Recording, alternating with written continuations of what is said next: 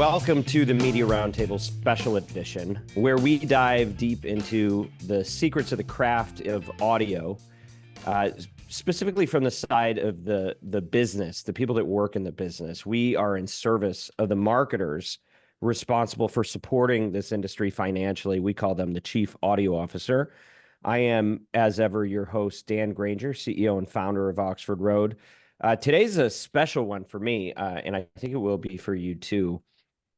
I was kind of early on this whole podcast thing because I started pushing for it first internally when I was at iHeart and Clear Channel back in 2006. That was really early to be talking about podcasts. But we're talking to somebody today that goes well before that and actually made this all possible. So it's sort of like I feel like an electrician that's about to talk to Thomas Edison here. So I have a lot of reverence for this conversation that we're about to have. And fortunately, we've spoken before, and I just know we've got a lot of fun topics. We're going to talk about media. We're going to talk about podcasting and its origins and where it is today and where it's going. And we might even get to talk about, we're recording this on Friday, June 28th.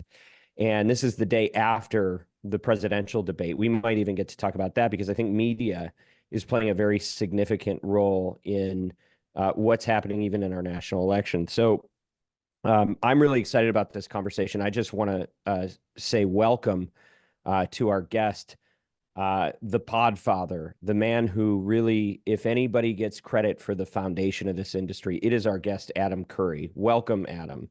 Dan, thank you so much. Very nice intro.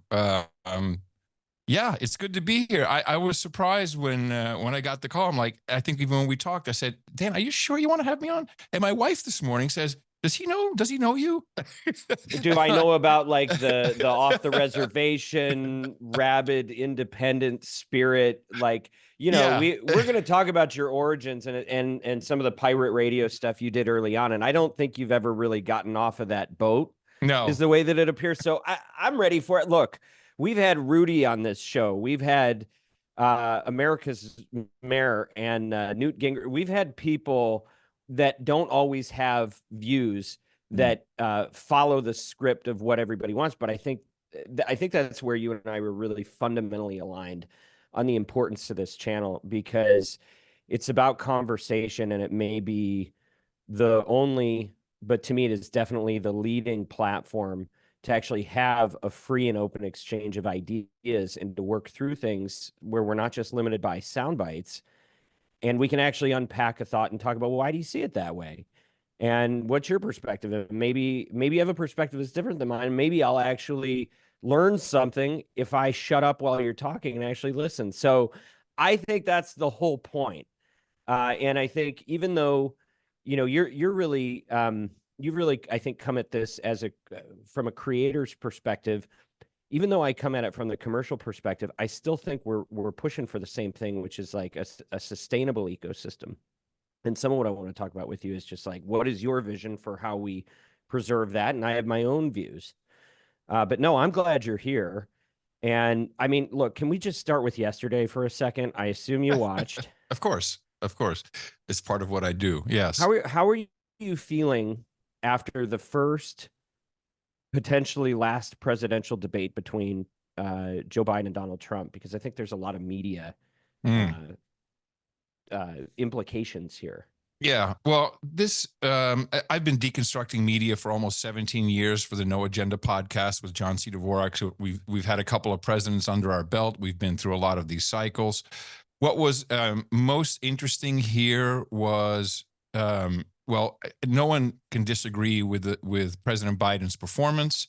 There could be disagreement over, I think, kind of the messaging out there in general is Biden blew it and Trump lied. That's pretty much what I hear from most of the media.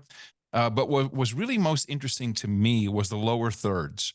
It wasn't the talking heads. And I come from television, so I'm always looking at what are you putting on the screen? Because that's very subliminal, the lower thirds.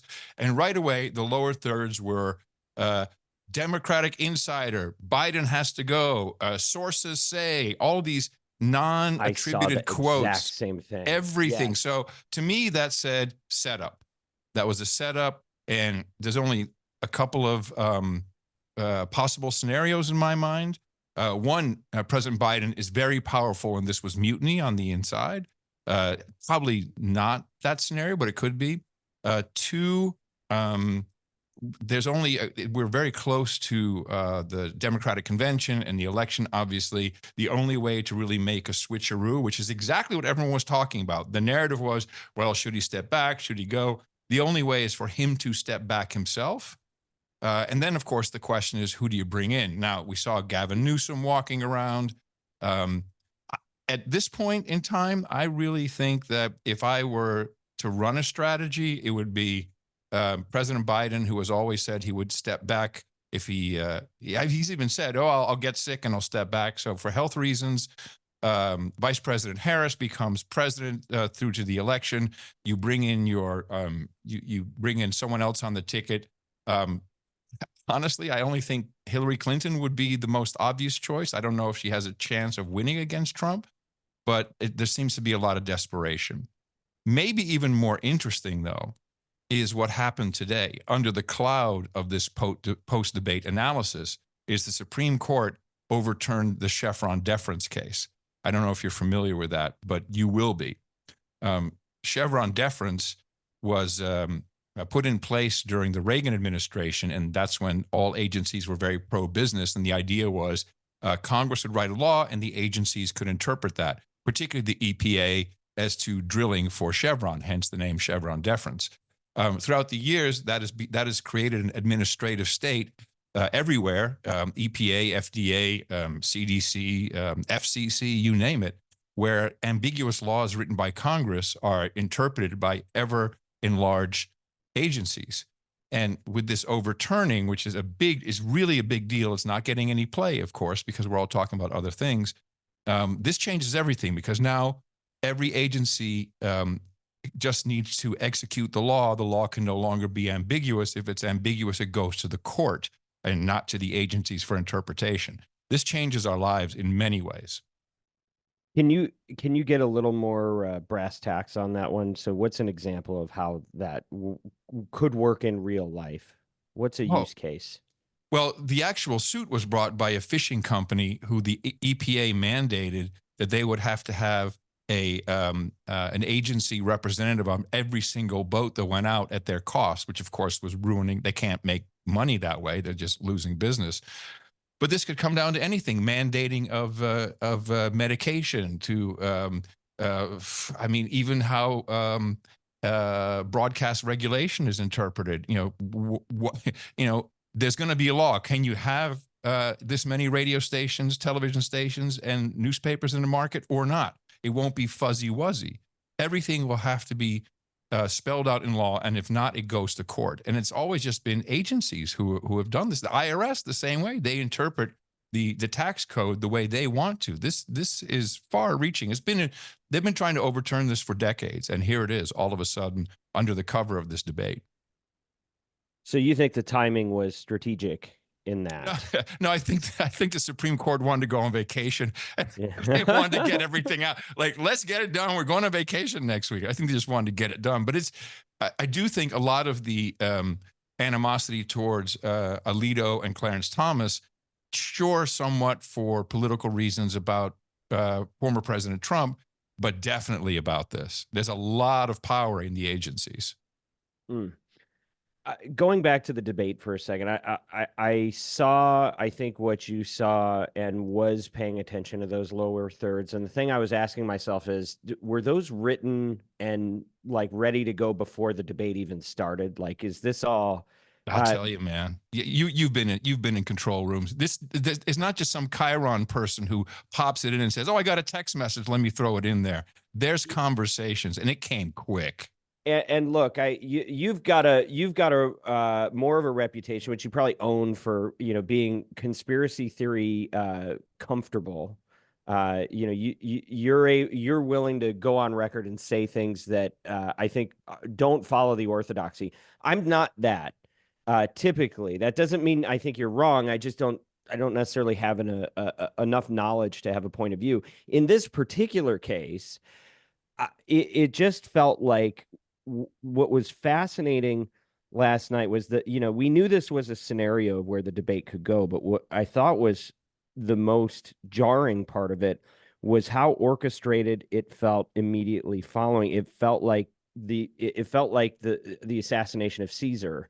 And Kristen Welker from Meet the Press, who's never, been somebody that, I think has been particularly tough on the president, just comes out and puts in the first blade. And then one after another, all of these friendly faces just start turning on the guy, and everybody rolls over. How do you raise money post an event like that? How do you maintain and go on in the face of that type of backlash from inside? So when you talk about mutiny, that's what I saw, and I felt that it's probably a good thing for CNN for their business, because they actually made themselves highly relevant. I mean, they kind of just started the ball rolling on calling to replace a sitting president. And I have a feeling they're going to be successful in that. And I think there's going to be a lot of credit. So for that to come out of a media organization whose job is to sell advertising, it feels like something consequential in terms of the influence of what we might still call a traditional media network to actually influence, change, and orchestrate something so blatantly in front of everyone. I just thought I was taken aback by that. Well, I'm a conspiracy therapist by trade, so you're safe with me, Dan. No worries. Thank you. I think we both saw the same thing. There was some form of a coup. It seemed like not everyone was in on it. Definitely not. But everybody took the same, as is typical with media. Everyone took the same line. Even this morning, I hear everywhere, you all got the same text. You got the calls. No one tells us who called or who texted. It's always it's all insiders, sources, Democratic strategists, by the way, consultants. the best part was before it said sources say, insiders of the Democratic Party. The first thing it said was breaking news. Yeah, so that was actually breaking news. It was just breaking. It was just breaking. They don't even say breaking news anymore, Dan. Just breaking, breaking. It's hair on fire. It makes it great for my business. It makes it very entertaining. I'm personally politically homeless. I love America. I love where America comes from. I think we are a great country. We can be a great country. Anyone who thinks that some daddy-o is coming into the White House and is going to fix all your problems is sorely mistaken. The issues we have in America, in our country, are at a local level. All politics is local. People have to get off Twitter and get into their city councils, their school boards. They have to get involved. We've kind of devolved into this, well, once the new king is here, everything's going to be all right. And that's just not true. I might push back on you, and I think I'm probably getting a little bit out of my lane with this, but I do think that there's value in stability. And I think that people want to see it. I think businesses want to see it. I think the markets want to see it. And not that anybody's going to come in without, having made all of the Faustian bargains you have to make to get to that kind of level. But if somebody can come in and just de-escalate a bit, like for us to have one adult in the room who is able to be mature and coherent as the leader of the free world, I think that would have positive implications, even if it's just kind of a pretty, kind of a placeholder person. Like, I think we kind of need a template from either side right now. But what's interesting is this may actually cause that to take place. I don't know. I think for our purposes here, I think that last night maybe showed you call it a dead cat bounce, but I think that it was, from a media perspective, something happened here that's going to affect all of us in the real world.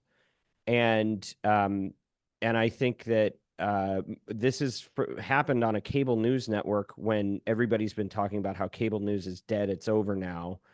The rebels have won, and it turns out there may be a little more gas left. Well, let's talk about that for a second, because this is actually, I think it's a problem for media, and in particular for cable news, because what you want and what we always have is, it's close, it's neck and neck, it's a horse race. That's what brings in advertising from political parties. What's the Democrat Party going to spend money on right now? They have to rethink their strategy, whether it's with this person or with a different person. Right now, all the polls, everything shows who's leading.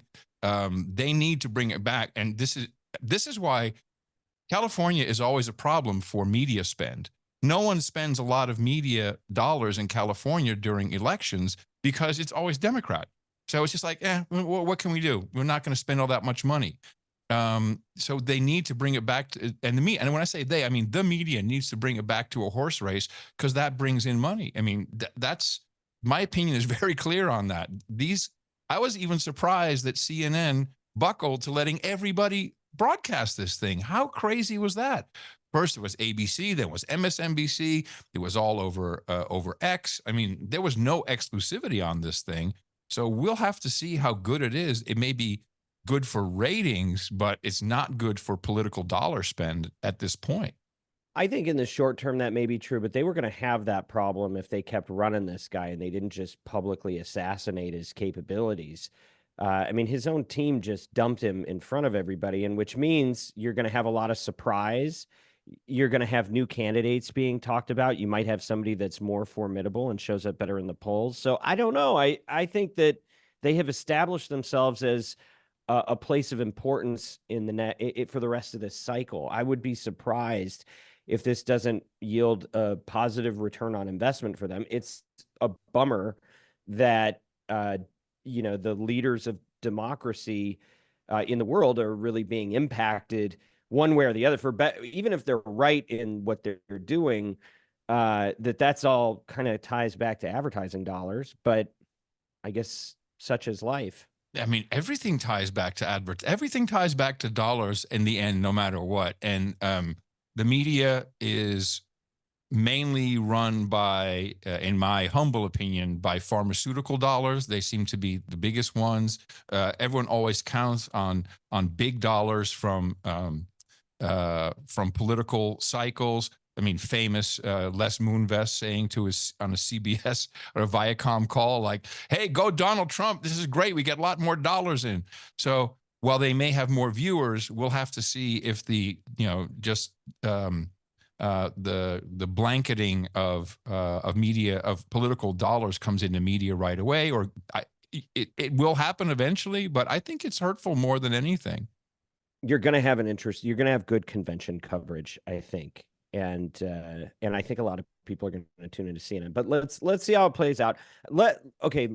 The cool thing about this line of conversation is I think it very organically ties into you, and because you have worked. We've talked about you being a little bit off the grid sometimes with some of your views and the things you're willing to play with, but also you've worked inside of large media organizations. You've been part of the kind of corporate machine, and you've seen both sides of that. Can you talk a little bit about can you just share a little bit about your story of working outside and inside of corporate media and what has led you to where you are now? Because you do a show. I don't think we can buy ads on it. Nope, you've taken really strong ads. Positions, which is not really the main thing. The main thing is, what drives you and how you see the value of these platforms. But yeah, share a little bit about your story and how you've made decisions to push back against the industrial complex in media, so that you could really not be controlled by outside interests. Okay, I'll try and work back a little bit. So because of my background, I know that advertising is inherently censorship. If even you can't talk about a competing brand. I mean, that's just a fact. My almost 8 years at MTV, I was a big part. I'm not anti-advertising, by the way. A big part of the marketing machine that MTV was. My most favorite example of that. And by the way, when I got there, cable wasn't real. People were like, hey, this is phony. This is not real television. No one's going to advertise on it. And it was hard. It was very hard to to get advertisers. My favorite is MTV Spring Break, where people thought, wow, these guys are so smart. They go into where their audience is on the beach, and initially it was in Florida, but we expanded to South Padre Island and even into the Caribbean at a certain point. The whole reason, and I was part of that pitch to do MTV Spring Break, was to get Anheuser-Busch to advertise on the channel. I did the pilot for them, and we showed them exactly, hey, you're going to have these big bottles of beer on the stage, and this is where your audience is. This is where the belly flop contest with a bunch of drunk frat boys, and we successfully sold it to them. And that was the entire idea behind MTV Spring Break. So, and that showed me a lot of the machine. I'd say the other one from a business perspective, of course, the music business has changed significantly. MTV desperately wanted Michael Jackson on the MTV Video Music Awards, which, by the way, we weren't allowed to say VMAs. For some reason that changed, but we had to say Video Music Awards. And the deal was, one, we would give him an award, which would be the Michael Jackson Video Vanguard Award of the Year, I think maybe even the decade. And the award would be named after him in perpetuity, which of course has already didn't happen. So part of that, I actually had to go to Los Angeles and give him this award. He wanted me specifically, which wasn't convenient for me at the time, because my wife was about to have a baby. And so everyone tied themselves in some amazing knots, including flying in my mother-in-law on Concorde from Europe to be with my then wife. So that's how big the business stuff was. And we would also do this Michael Jackson weekend. And the way MTV worked, on Thursdays, we tape for, on Fridays, we tape for Saturday and Sunday. And Thursdays we tape for Saturday and Sunday, Fridays we tape for Monday. And so it'd be called a 48. So and we never watched the videos. It was just the segments we were doing. And it was a Michael Jackson weekend. We had the premiere of, I forget which video it was. And on Friday, we all got called, we got to come back. We have to redo the entire weekend. Why? Because in the contract, which stipulated this weekend and Michael Jackson would perform on the Video Music Awards, was the award itself, we had to say Michael Jackson, the King of Pop. And that had not been communicated from the office down to the studio. So we had to go back and redo every segment and say, Michael Jackson, the King of Pop. So that just shows you, that to me, by the way, is a weird version of censorship. It's speech controlling, basically. But, hey, I worked for the man, so it was okay. When it came to podcasting, now I've always been I started as a radio pirate broadcaster in the Netherlands, and what does that mean? Can you just give us a little bit on that chapter of your life, because that's formative stuff. Yeah, when I moved to the Netherlands, my parents moved there for work when I was 7 years old. It was very much a socialist country. It still is, but the media was, you really had 4 radio stations, all government controlled, and 2 television stations that came on at 7 p.m. and went off air at 11:30. And there was one pop music station, and they came on the air at 7, went off the air at 11:30, and they played like Lawrence Welk and Hoompa music. It was that was the popular music at the time. So it wasn't really what was out there and living. In the North Sea at the time, you had these pirate radio ships, which were in international waters, Radio Caroline, Radio Veronica, Radio Mi Amigo. I mean, they were playing the stuff of the 60s and 70s. They were playing the Stones. They were playing Dylan. They were playing Deep Purple. I mean, they were playing stuff that you could not get on the radio. And so I grew up kind of listening to that. Also, Wolfman Jack on Radio Luxembourg on medium wave. So, kids are always desperate for the music, right? So it's hard you'll do anything to get the latest, coolest stuff, particularly if it's kind of radical. So I grew up being kind of in that vibe, and I loved radio. I built my first transmitter when I was 13 years old. My mom drove me around the block to see how far the signal reached on the car radio. And I kind of got into that through a closed circuit hospital radio station, very captive audience, but that's where I learned my chops, and they had a professional studio. And then I met a guy and he said, hey, we've got FM pirates now in Amsterdam, and there's this 1 decibel radio, and we think you'd be cool if you come over and do a show in English. And they had a connection with an import record store who was getting 12 inches mainly from Chicago Warehouse stuff, Frankie Knuckles. I mean, this was Madonna days. This was 81 when the first time she released a Holiday and Borderline, that whole album, which re-released later. And so we were playing all kinds of amazing music that you couldn't get anywhere. And our reach was just Amsterdam. It's not small, but at the time it was probably 700,000 people. And there were multiple pirates with different genres. It was very much like a radio landscape. And we had ads. It really just kept the rent going. And, from time to time, the FCC would come in, we'd get busted. They'd take all our gear. We'd be back on the air within 12 hours. And it was kind of that's just kind of how it went. It was not, you didn't go to jail if you did not for very long, just a couple hours. And that's really how I really got into radio and really loved the interaction of radio. I later went on, one of those pirate ships became legal, and they got certain amounts of airtime on the big government run. When you say stations. pirate ships, this is, and I've heard you talk about this before. So you're it was literally literally pirate radio, literally on a boat, on a floating vessel. Yes, in international waters. You couldn't have been more literal. Yeah, it was. So you started. Hold on, let's just be clear about something. This is an important origin story piece here. I was never on the ship. I was too young to be on the ship. All right. But the guys who were on the ship inspired us on shore. And then when they came on shore, they had so many fans that they actually had enough signatures to get airtime on the public station, which in the Netherlands was actually divvied up by religious group. You had the Roman Catholics, the evangelicals. It was very interesting. To this day, it's still that way, even though they have commercial radio and television now. And so they had a Friday. They had the whole Friday, and so I got brought in to do a show with a buddy of mine Friday evening from 7 to 10. And they had 1 hour on television a week, and they made a music show with music videos. And because Holland at the time was very much the gateway to Europe, everyone came through Holland to do their concerts. So, and, to promote their records. And I was an English speaker. So everybody came in, they all wanted to be on the show because we had a lot of reach, but also, and it was, that dude speaks English. The interviews weren't like, Mick Jagger, tell me, where does the song go about? So I could, and it was fun. And so I met everybody came through, and it was fantastic. It was, I think it was Sammy Hagar who said, dude, you should go talk to the people at MTV.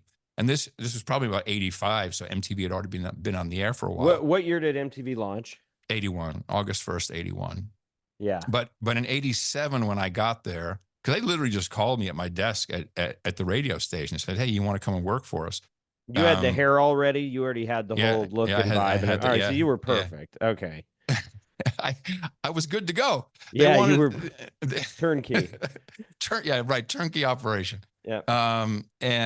But at that moment, MTV had gone to basic cable, which was 40 million households. So that meant a whole bunch of things. One, no blue content, no cursing. You had to be kind of careful what you said because we didn't want to get kicked off basic cable.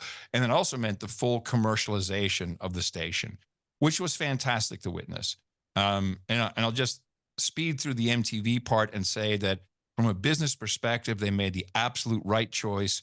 Once they saw that long form programming, which kind of, the real world a little bit, but it was really remote control, the game show with Ken Ober, they were getting a 1.0, 1.1 rating. And that was double what you'd usually get on MTV.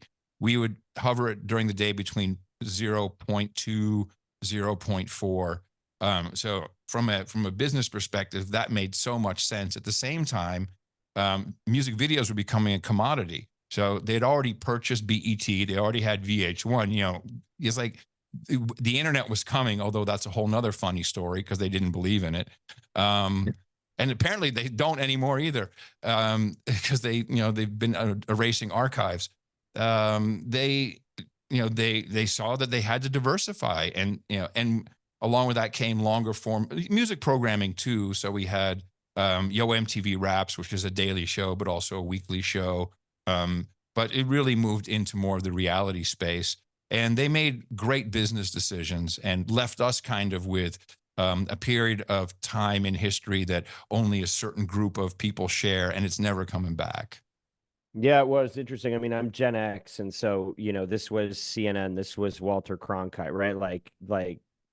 And this was maybe I think the end of shared consciousness in this culture where we saw the same movies, commercials, Sure. TV shows. And so that was significant. And I mean, just as trivia, I do remember like going, why on music television don't they play music anymore? Like, why did they decide to make that change? And that was perplexing, but I mean, I'm sure they're just following the money. More importantly, I think the cultural impact when you were there, did you feel like you were a part of something that had importance beyond just being a good commercial asset?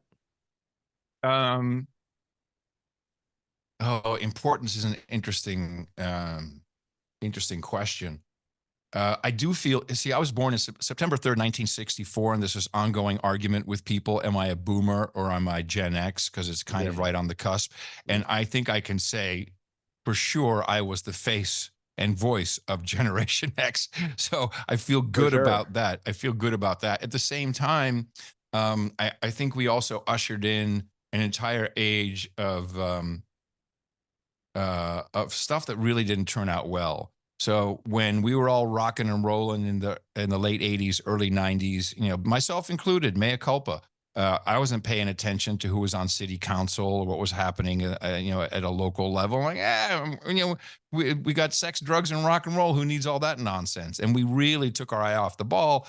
And it was very much a me kind of generational thing. I think MTV, yes, it was a generation and we all felt kind of connected through it, but I don't necessarily think that it turned out that great because we took politics to the level of boxers or briefs. I don't think it was really good for society as a whole. I mean, I'm not against it, but it indirectly it led to TikTok, Instagram, etc. I mean, that it has been a progression all the way through. Well, but so what would you say underneath that? And I use the word important because I think that can go both ways in terms of is that a helpful thing or a harmful thing, or it's probably inevitable in some form, right? Like you can't stop what's coming, but the way that it played out, do you feel that it caused a negative change in people's lives, on balance? No, I think it was positive at the time, but I think there was no long-term view. We were just vomiting media. Got I it. mean, and we did everything. We broke all the rules. We shot over the axis. We did jump cuts.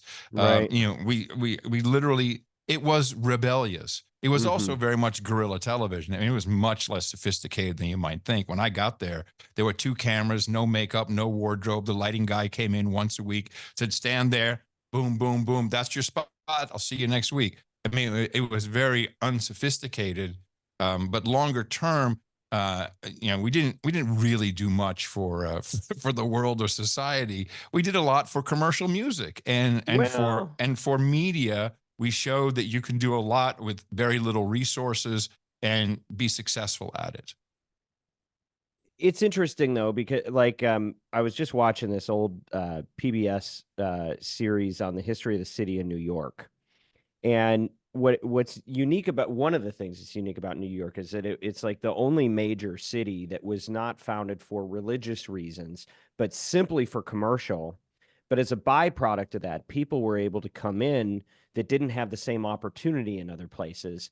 And they were actually able to get a platform to, over generations, build a life and a quality of life that wouldn't have been possible otherwise. They had to go through great hardship. A lot of people suffered in the process, but it created opportunity. And I wonder, if we're doing pros and cons of the revolution that you were a part of. I do think a lot of voices were platformed that weren't before. I do think that it was different than there was a new segment that was being spoken to that really didn't have a place before, other than what our parents could identify with. And I think that so there probably were really great advantages to just the freedom of expression that was made possible there and the different perspectives that were brought to the table. But that's not to say it wasn't, narcissistic, commercial, and shallow, right? But in that process, good things are happening too. Like, I believe good and bad can all be happening at the same time, right? But it Sure. did feel significant culturally.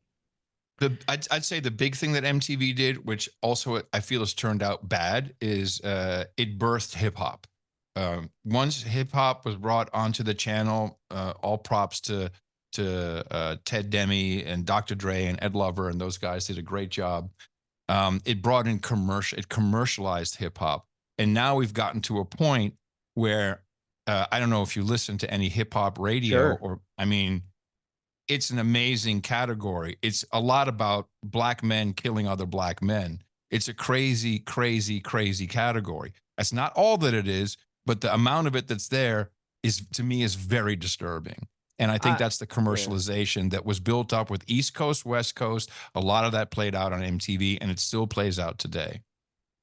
Yeah, as somebody that, look, I'll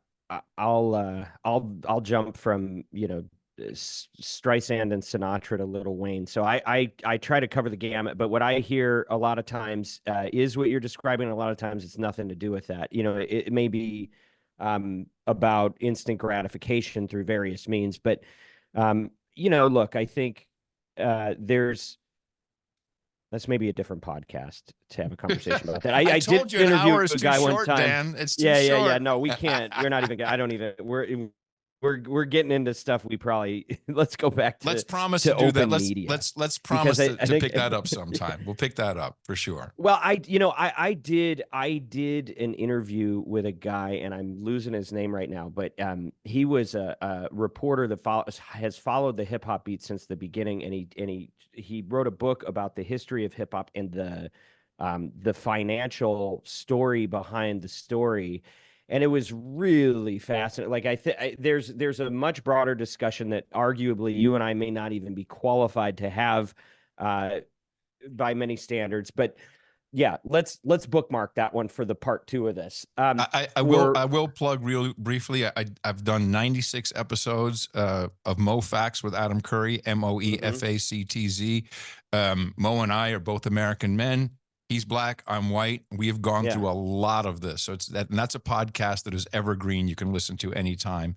And we should definitely pick that up sometime. I love that. And the guy I'm talking about is Dan Charnas, and the book is called The Big Payback, on the history of the business of hip hop. And cool. It is a fascinating conversation. Okay, pop quiz. Have you ever heard of these companies? Shopify, Bayer, Oracle, Indeed, Masterclass, Babbel, Tommy John. We could go on. I don't just host the Media Roundtable podcast, but I have the good fortune of being the CEO of a company called Oxford Road, where we are the world's leading independently owned and operated agency specializing in audio. Think podcasts, radio, and streaming. And what that means is that we get to help great companies worth fighting for, grow with audio advertising, whether it's podcasts, radio, or streaming, and all its various tentacles.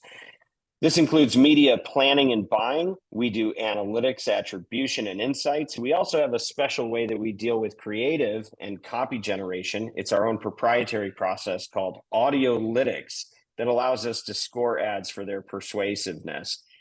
Bottom line is, we don't just work here. Audio is our passion, and we want to lead this industry to new heights beyond what we've ever seen so far. That's why we've been leading the industry in brand safety and suitability, and actually bringing you solutions to market so that you can evaluate the way that you get placed in a show so that it matches up with your values, in addition to avoiding the things that might be problematic for your brand. If you're a chief audio officer and you're looking to get best in market performance at maximum viable scale, do get in touch with us at oxfordroad.com. Or if you love audio and are strategic, relentless, and looking for a career change, consider joining our mission as a fellow agent of influence. Just flip us your resume through oxfordroad.com. And if you're working anywhere in the audio industry and you're serious about this business, make sure you go to oxfordroad.com. Easy to spell. Sign up for our free newsletter.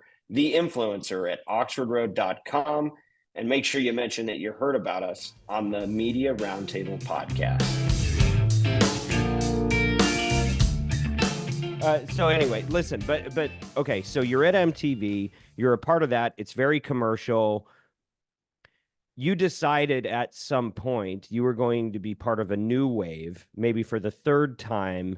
But this time you were going to kind of come out from the belly of the beast of commercial media, and you went down a new path. Can you connect those dots? And was that deliberate? Was that a strategic decision? Yeah, you're skipping a few pieces. I saw the internet coming in 1992. I registered MTV.com. I'd always been online before the web, and I was using a Gopher server, which was text-based, hyperlink text-based. And, I'm nerdy, so I was kind of playing around with that. And back in those days, you registered MTV.com, you sent an email to the guy, and he said, okay, here it is, you're done. You're good to go. There was no cost. And he just put it in some spreadsheet that he was maintaining. And I was using it on the air. I had MTV.com. I was just putting up stories and very simple. Actually, it was the Gopher server first. Then this kid from Champaign-Urbana, Illinois, emailed me and said, hey, try this thing, man. This is this new HTTPD server. And we've got this called a browser. That was Mark Andreessen. He was still at school. So we set that up with the Mosaic browser. And I had Adam at MTV.com as an email address, and we were on news groups. And so I would poll people, because I did the top 20 countdown. I would be polling what the college kids were interested in while the top 20 countdown was playing on MTV. And they would give me very different feedback about what they thought should be in the top 10. Of course, at the time, the college demographic didn't even count for the rating. So it was a very interesting time for me personally. And I got permission from MTV to use that, because here's a legendary quote. Yeah, you can do whatever you want on that internet thing. We're good because we have the AOL keyword, so we're fine. So at a certain point, I around 94, I was like, okay, I've got to get in this internet thing. I'd already been doing a syndicated radio show, Adam Curry's Top 30 Hit List. So I had a business infrastructure that I could lean on. And my two partners, Ron Hartenbaum and Gary Schoenfeld from Media America, they decided to set up a company with me, and we'd figure out exactly what we were going to do. And I left MTV. I quit on the air after number one. And so that was very deliberate, to answer your question. You quit on the air. Was that like a Jerry Maguire type of situation, but broadcast, or was that No, it was broadcast. Low drama? No. It's like, hey, Beck was number one with Loser, which was kind of funny. I said, that's number one. This will be my last show. I'm going to go on the internet, and I'll see you there. And I just walked out and never came back. Wow. But I this had a process. I was like, oh, I really believe in broadcasting on the internet. I didn't know what it meant. So I started a company called On Ramp, and the first, I had like one kid from Cornell and a ADSL line, and we were trying to figure out what to do. And I found a partner, Ron Bloom, and he knew the guys at the Grammys at Naris, and we went out to LA. We pitched Green, I think was his name. We pitched him to do the first cybercast of the Grammys.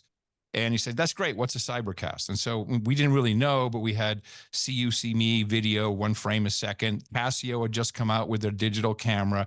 So we said, look, we'll have behind the scenes, we'll have writers, and we'll have pictures, and it'll be great. And he said, okay, that's a good idea. We'll let you do that. Here's, it'll cost you $1 million for the license. Now, we don't have any money for the license. We worked it out. Okay, no license fee, but you can't go to our advertisers. Okay. So we went to Visa, because they had MasterCard, and we went to Casio, who had the camera. And we got a little bit of money we had to share some of that back with Naris, of course.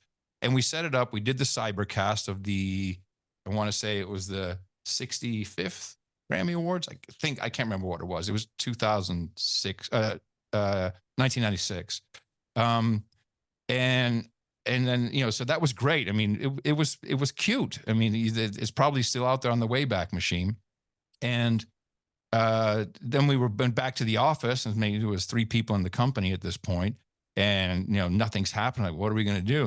This money's not going to last very long. And then the phone rings, and it's I pick it up, said, hello, on-ramp. Yeah, this is Robert McCauley from Anheuser-Busch. Can I talk to your sales department? Oh, sure, Mr. McCauley. Hold on. Put on my different hat. Yeah, sales department here. And so Bob McCauley from Anheuser-Busch, he said, we saw this thing. We want to be on the internet. Come to St. Louis.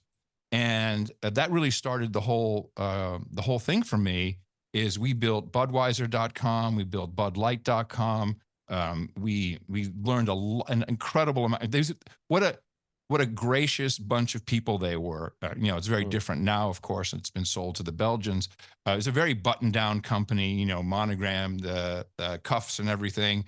You go out to dinner and like, hey, I'd like a scotch. You can have a scotch as long as you have a Budweiser with it. It's this kind of deal. And from that, we parlayed that into a company that we actually took public called Think New Ideas. And we were building big corporate websites, Planet Reebok. We put Continental Airlines on the web with the first ticketing. We did. So you had a web development business. One of the first. Yeah, one of the first. And it's starting, you said 96? Yeah, around 95, 96. That's unbelievable. So that was Silicon Alley. You had agency.com, you had Razorfish, all these different, Jason Calacanis was, he was a reporter. He was a reporter, Silicon Alley, he was reporting on stuff. So, and we built that up to 450 people. We had about $500 million in revenue. It was, I ran the New York office with the chief technology officer. Then we took it public. Omnicom wanted to buy us, and we said, no, we want to experience going public, which was good for the experience, but I don't recommend it necessarily to everybody. And this was a little bit before the dot-com bust, so we didn't raise hundreds of millions of dollars. We had a very modest IPO, but all of a sudden, I'm wearing suits, we're reporting every quarter. And so I decided that I wanted out in 99 and went back to Europe. And the company was profitable. It actually merged later with another company, became AnswerThink. I think it's still ANSR. I think it's still around today. Oh, wow. And then I was sitting around thinking, what am I going to do? And I did a whole bunch of dumb, I was flush with cash. I was, I bought castles and helicopters and burnt money in the air and all the fun stuff you do. Yeah. Oh, no.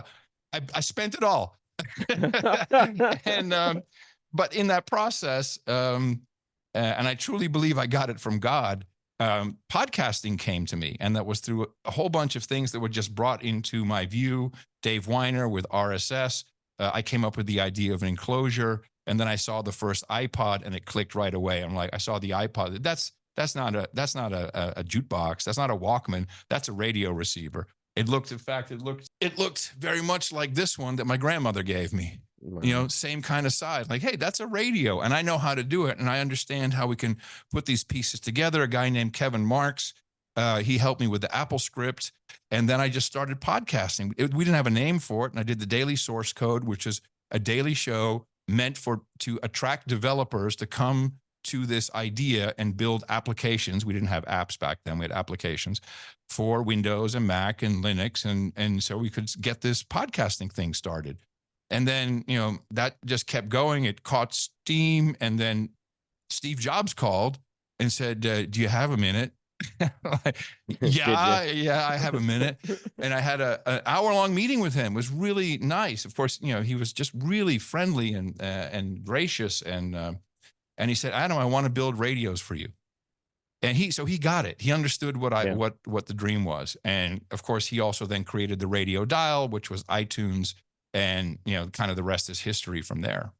Okay, hold on. A quick detour on this. Sometimes I think about the labels we use in our industry, right? What is a podcast is still a topic, right? And when we think about ourselves, we talk about audio. So we talk about radio, streaming, podcasts, right? But sometimes I think, should the whole freaking thing just be called radio? How do you think about the medium of sound as a commercial platform, whether it's on demand or not? What should the label be? If you look at radio or television, these are transmission protocols. They don't necessarily describe the content. A podcast is a transmission protocol. Anything that you can say wherever you get your podcast is a podcast. That was the whole idea, was you have a feed, which is kind of your transmission stream, and in it you have enclosures, and whatever that enclosure is, whether it's an MP3, an MP4, a PDF, honestly, that is a podcast. It is a transmission protocol. It's not the best name, but it's the name that we were given and the name that we got stuck with. I personally like audio podcasts. I think that's the magic of the whole podcasting genre, is you can listen to it while you're doing something else. It's very personal. It's usually in your ears, but you can be listening to it in the car. I think when people say they have a podcast on YouTube, it's not a podcast because it's not using that transmission protocol. You're doing a YouTube. That's different. And I also think most people listen to the YouTube. They may glance over, or maybe, on the app locked on their screen in their pocket. So it gets a little fuzzy. But for me, technically, anything that it uses that transmission protocol of RSS with enclosure is a podcast.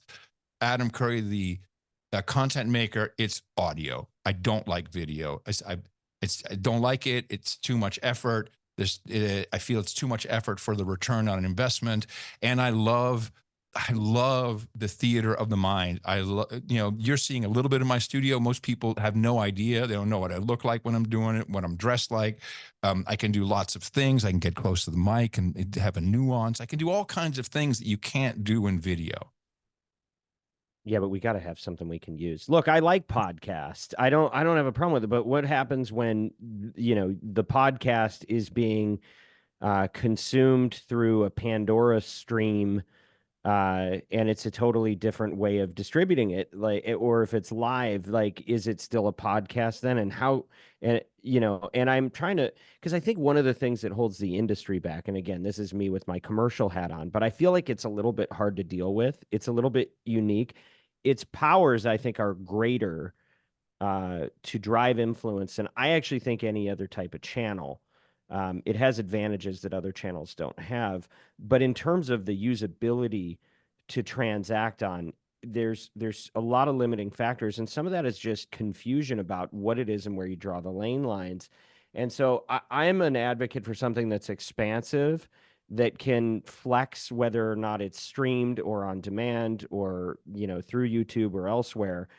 So I'm hoping we can land on something that becomes universal. But I also, I guess if I were the inventor of the medium of podcasting, I might want to hold on to that one too. But let me yeah. expand on that, because again, it comes down to the transmission protocol. The power of podcasting is you can say wherever you get your podcast. If you put a video file in there, almost every podcast app will play that video file. Yeah, if you put an audio in there, every single play. Most of them will actually show you a PDF, funny or not. So to me, really. Oh yeah, you'd be surprised. It's just the media, and if it doesn't, it can be done easily. But that's the power of it. The power is you have one little feed that you control. You can put on a server at your home if you want. You can add your little MP3 file, and it can go out to all of these platforms. Almost no one understands how that works. People say, hey, you haven't uploaded the show to Apple yet. No, actually, that's not how it works. Apple is very slow in updating. But the beauty of podcasting is I don't need anybody to put up a podcast. I really don't. I don't even need a lot of money, just enough to have a cable modem. And, it may not be scalable, but I can certainly do it. And Dave Wine and I, we don't agree on a lot of things. We certainly agree on that. That was always the idea, that you don't need a platform for distribution. The distribution is all of these different applications and platforms that can ingest it. Spotify distorted this market by trying to take it all and do exactly the opposite of what it was intended to do, and they failed. They tried to pull it all in, say, we're the big daddy, we're going to spend all this money, we're buying the hosting companies, we're buying the talent, we're putting it all in one place, and they couldn't scale. They couldn't get enough people to listen to Michelle Obama's podcast, because the beauty of podcasting is you can get it everywhere, not just on one platform. That's what's so powerful about it. It's also inherently difficult to monetize it through advertising because of the way it was set up. And that's the contortion that the podcast industrial complex has gone through, mainly saying, well, you got to do video if you want to make money. No, what you're saying is you need to get on YouTube because the YouTube can count and YouTube has an advertising system built in. Podcasting was developed on downloads. I'm not saying it's appropriate still, but it was developed on downloads because it took 20 minutes to download a whole podcast back in the day. So surprise, surprise, when Apple changes in iOS 17 and switches off the automatic downloading, oh, we got some make goods to do. Yeah, because people weren't actually listening to them. The whole thing was not built for today's media metrics, for CPM-based advertising, certainly not for dynamic advertising. That's not to say that I don't have ideas about how it can work. I just think that we've gone in a very bad direction for monetizing podcasting. And the main thing is we're not talking about the content anymore. It's either brand safe or it's not brand safe, but what is it actually doing? That's the part that is being overlooked. I can stay with you for another 15 minutes. Well, yeah, but you just said the magic words, and we haven't even gotten off of the technical. I don't even know how to start a conversation with you about brand safety right now. But listen, we just talked about the technical a little bit, but I want to before we talk commercial, I want to talk about go back to this word of importance. Because you said what it is supposed to be, what you believe that it is. And if you suspend the technical aspects of distribution, why does it matter so much? Why, in your view, is it actually important? Oh, thank you for this question. Because everybody has a community they can speak to. It's not going to be big. In almost every single case, it's going to be very small. And this was always the intent. You have communities of interest, and you have communities of geography. Radio comes from a community of geographic location, which, by the way, we've completely given up on, and I'll come back to that. So the idea this needs to be an 11-part. Oh, it's fine, Dan. Yeah. I would love to do 11 parts. Every one of these is important. Every topic that we're touching is important. Well, and I want the chief audio officers out there to listen to what I'm saying, because there is an opportunity here. So again, now you're always going to have, just like music, where no one's making money anymore, that you're always going to have J-Lo. You're always going to have, your top sellers. They're going to be there. The majority are struggling artists who make money on merch and gigs, and that's about it. And by the way, almost no one's making money through the streaming systems. There's nothing but complaints. Most of the money goes to Taylor Swift. We all know it. Now in radio, just like everything else, the internet broke that. So what happened is we consolidated. I've known Elvis Duran since he was in Austin selling weed. This is before I moved to Austin. This is a long time ago, and I was on Z100, and he was here in Austin. And a good guy. He came into Z100, and now he's not doing a new. I was on Z100 with Scott Shannon. I did weekend shows. I did the Morning Zoo for a whole summer with Michael Pelka. And it was fantastic. And Ross Britton. Oh my God, it's coming back. But now it's, Elvis speaks to 8 different markets. And yeah, the sweepers are Z100, New York, New Jersey, Elvis Duran, but he's not talking local. That's all gone away because of one big change. Facebook took away all the local advertising, and it's very effective. So local ads on radio are a problem. Also, the financials became so distorted that we have 20 minutes of advertising to 40 minutes of programming, if that, across the board, every single station. And it's all network-based stuff. So we've left this entire void, and I'm kind of bringing it around real quick for you. We've left this incredible void for local-based programming, which I believe should be podcasts. We have enough general entertainment podcast stuff that we done by comedians, and almost all of that is political one way or the other. We have enough of that. It's just, there's going to be a couple of people who rise to the top and who get enough enough virality that they can get ads that keeps them going. But that's never what podcast. We weren't thinking about money when we invented podcasting. We think about how can the church have their own radio show? How can the school superintendent have his or her own radio show? How can we have all these different shows that are out there that people can use this medium, and you can listen to it anywhere. How can the book author explain his thoughts? This is what podcasting was for, and I think the big opportunity, if someone wanted to do it, and it's a big lift, is you can still create and I had a podcast network. I raised $65 million, failed. It doesn't work. The only thing I think that is left, and it's a huge gaping hole, is to create a network of local based programming. The United States is perfect for something like this.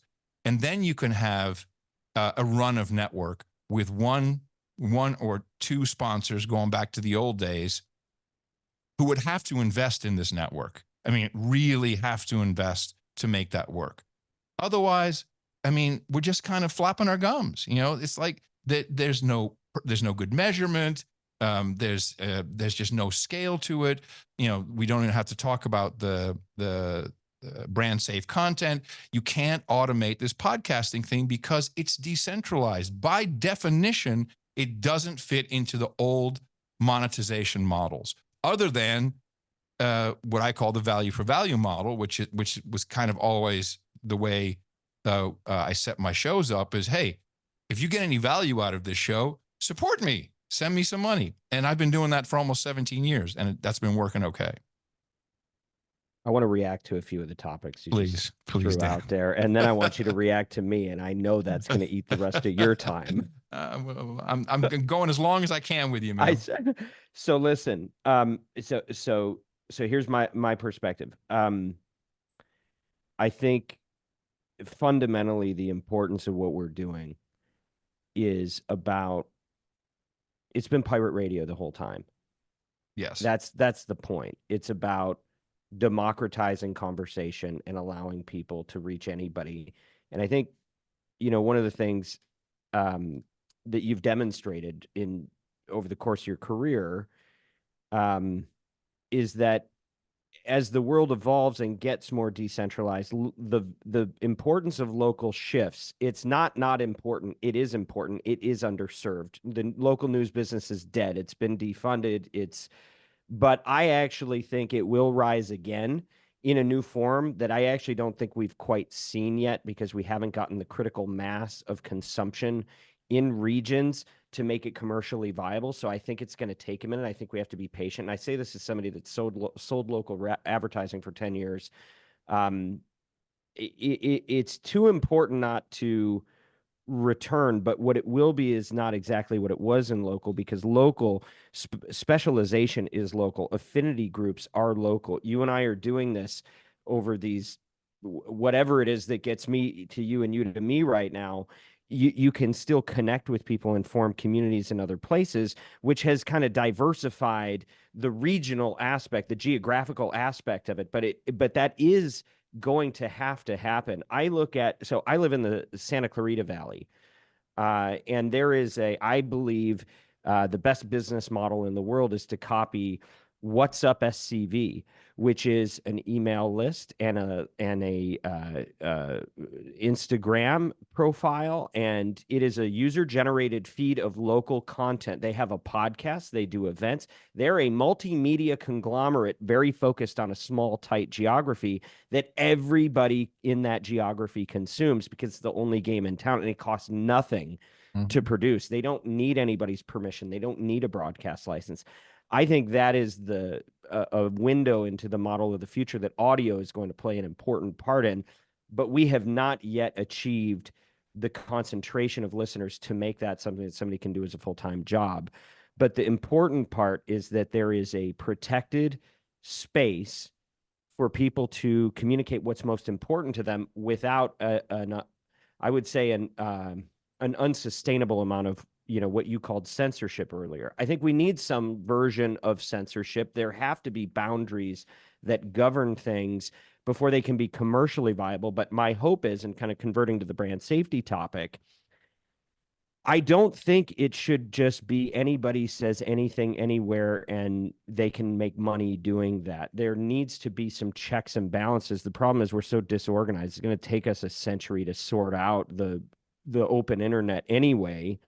But in the meantime, you've got brands kind of acting as the FCC going, that's okay and that's not okay. So the big thing we're doing in brand safety to make it possible to have a different opinion on anything, whatever it is you want to talk about, is to say, all right, look, let's make space for any view on any subject. But if you can't do it in a way that's respectful, if you can't do it without including personal attacks, then there's going to be a tax for that, and the market's going to dictate the value of that tax, because they don't want to be caught in the crossfire of people that are attacking each other. And the culture war is real, and it is toxic for brands. If you can get them to get away from like the GARM framework for brand safety and suitability, which is 11 things that technology is not actually able to accurately detect, it is a racket that it has become. It's not intended to be that way. Good thinking people were behind it, but it is decimating creators' ability to earn in this space because of is the over sensitivity and inaccuracies of the tolerance levels. So what we're trying to do is just like, let's simplify a little bit. If profanity is a problem for your brand, let's measure profanity. AI tech can do that. They're free to say what they want on these platforms, but that doesn't mean you need to sponsor it. Same thing with personal attacks. Those two metrics, I think, are fair. They're objective. They're not as easily politicized. And it's not just selective picking of, oh, brands are safe here because they have the right views and not here because they have the wrong views. I think those are metrics that we can actually use. And that's what we're trying to push out into the ecosystem to make it more sustainable and to protect what I think we are very much aligned on, which is preserving the free and open exchange of ideas and giving people the ability to communicate with people that are interested in what they have to say wherever they are. So those are my reactions. The piece missing from this conversation, and not ours, but the conversation in general, is why, if someone is going into podcasting to make money, stop. Why am I in podcasting? Because I'm a pirate radio broadcaster, because I want to share something with my audience. The only way it works, by the way, is in most cases, is if you have an active feedback loop. I mean, we call value for value time, talent, treasure. So we've never built a website. We've never set anything up for us. We don't even, our own hosting is all done by our audience. We have boots on the ground. So experts in every field, it is their duty as producers. We don't call them listeners, we call them producers, to send us their expertise when appropriate. So it's an ongoing dialogue and conversation. I do that because I love it. We weren't making any money for hundreds of episodes, but we loved doing it. This is exactly what happened with blogs. And we're like, oh, I'm going to do a blog, I'll make money. Yeah, and now we're at, what's the CPM on? Well, yeah, isn't it even a CPM on blogs? It's like a click through of a penny. By the way, YouTube is like CPM is like a buck 50 or something. I mean, it's very hard to make money on that that type of level. So you have to go back to, what am I doing this for? So, yeah, it's not something that most people can do full time unless you have support of your audience, and that support has to come somehow, some way. But it's the relationship you have with the audience, and that is perpendicular to programmatic and mass media audio buys. It's not a very simple. I went through this. Literally, we set up a network. We switched to audio, video when YouTube came out. Went through the whole cycle. It doesn't work. It can. There are ways to, and we should do another podcast about it. There are ways to, I think, to make advertising supported media on a network level. But right now, there are 4.5, a little over 4 million real podcasts, podcastindex.org. We built, there's a whole nother story behind that, but you will not be kicked out of there. You're not deplatformable unless you break the law, a US law in this case. Of the 4 million, about 350,000 update on a regular basis within 90 days. So we're talking a much smaller universe, but still, of those, how many really are podcasting because they have a message to communicate? They have a relationship with their audience, and how many of them are trying to be influencers on a podcast to make money? I think that that's a pretty big segment. And that's why it's just not working, because you don't have a platform, you don't have the algorithms, you don't have the platform working to promote you, to support you, and also to keep you busy, because that's what the algorithms do. Work, work, work, running the wheel, running the wheel. So we're down to a very small number of people who are very seriously podcasting because they have a message to communicate. Just like Substack, I think it's a great example. Substack is people who want to communicate. Writing is hard, and they have a mechanism for people to pay them. It's actually working pretty well. I don't know how Substack is doing as a corporate entity, but I know for a lot of writers, they're very satisfied with getting some money because the people who are reading their Substacks are supporting them. Advertising is just a tough sell in this one, and I want to make it work. I really want to make it work, but I don't see many avenues other than how do we build a large local network and have something come from the top that is appropriate for all of these smaller local podcasts. Thank you for part one of 1,000 of these. I don't. I like you a lot, Dan. I like sparring with you. This is I fun. like you too, Adam. And I mean, look, at the end of the day, you know, when I get to talk at a conference, you know, I'll say save the live reads, and you know, I think that the thing that got me in was I got into radio because I thought radio was so cool. And I got into podcasting because I'm like, this is the evolution of what we were trying to get to. It's better now. And I guess I didn't appreciate how deliberate you were in bringing that into being. I figured it was, you know, more of you and some buddies screwing around and you figured out, you know, some way to share the spoken word. But you've really been serious about this, and it feels like your whole life kind of led up to, and not to say that that's the only act in your No, I your think story no, here, you're but right. It is my act. It is my act, and there's more to come. well, and at some point we're going to talk about your faith conversion too. I want to talk to you about that, but I think we need to do a weekly show to just to even try to get through any of Yes, these topics I need and more cover anything. podcasts in my You life. do, Yes. you do. But no, here's what I will say. I believe that there are two industries, and one of them is the spots and dots and programmatic industry that's going to be lower value and work through exchanges and be Spots very and dots. impersonal. Yeah. Yeah, exactly. Mm-hmm, mm-hmm. And then there is influencer marketing that is built on trust and authenticity and inefficiency. And you know, the Yes. artificial is the whole concept versus authentic. And what you've been a lifelong champion for is the authentic.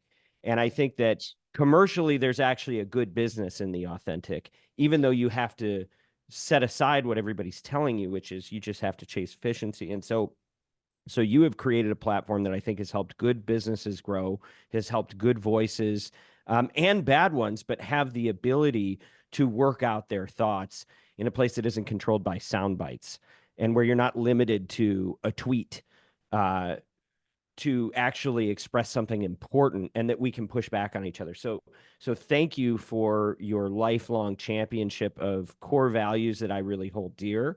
And I think the implications downstream are very valuable commercially. And I think we both care a lot about this industry and want to keep pushing it forward. And I just, you know, I'm just grateful to be in the conversation with you. And you know, more things to debate and bones to pick, but overall, just fundamentally, I'm glad to be on this journey with you, and thank you for what you've done. Well, Dan, thank you for inviting me. I would love to come back because we didn't even touch on podcasting 2.0, which I think does have some interesting inherent capabilities that may improve the mission that we're both on, although we come to it from different angles. I'd be very excited to talk to you about that and see if we can make the industry better. Because there has to be an industry for it to be professional. And I do want to help with that, even though I may not be interested myself personally in being an active participant. I feel there is a responsibility to also look at this group, this stakeholder group in podcasting, and service it as best as possible. So anytime you want, I'll come back and we'll dive into that. We might come up with something spectacular. 3.0. 3.0. Oh, Let's just keep going. Let's just keep going. All right. Well, thank you for going so long. I'll let you get back to your next thing, but to be continued. And thanks again. My pleasure. Well, thank you for joining the Media Roundtable. It is also, we're releasing this around our 11-year anniversary at Oxford Road. We started this 4th of July, 2013, which always worth bragging. We did that before Serial came out, when we were still explaining to people what a podcast was. And to have the guy that was really the driving force in opening this up as a platform and creating it is amazing. And so thanks for listening. And this podcast is and continues to be brought to you by Oxford Road, where we want you to succeed in audio and to use your influence for good. That's what so much of this conversation was about. The fact that we are members of the marketing community with the power to advance voices that don't just entertain, but also edify, and to build bridges across differences, to preserve fair-minded discussion around the most important topics of our age. If you're a marketer and you want to get practical with all this, you want to align your brand values with extraordinary business outcomes, talk to us. Our agency, Oxford Road. You can go to oxfordroad.com and subscribe to our weekly newsletter. I think that's important. It's called The Influencer. We'd love to hear from you if you have any feedback on today's episode or any of our episodes. We want to keep making it better all the time. So reach out to us at info@mediaroundtable.com. If you haven't heard about Ad Infinitum, very important. It's the other podcast that we do. And by we, it is led by Stu Redwine, Vice President of Creative Services, one of the foremost experts on how to use sound to persuade. And he just did an episode with Hala Taha, who is an incredible entrepreneur with her own network, and just a great marketer as well as creator. And what she's building is pretty big. So listen to Ad Infinitum. It is really the foremost discussion of audio advertising and the actual creative that's involved. And most importantly, thank you to all of you for the time that you spent today, the time you continue to spend with us. Thank you to our guest, Adam Curry, and to Bianca, Kyle, Haley, Ezra, Mary Jane, Everett, Neil, the team at Sharp Pen, the team at Podcast One. As always, influence responsibly.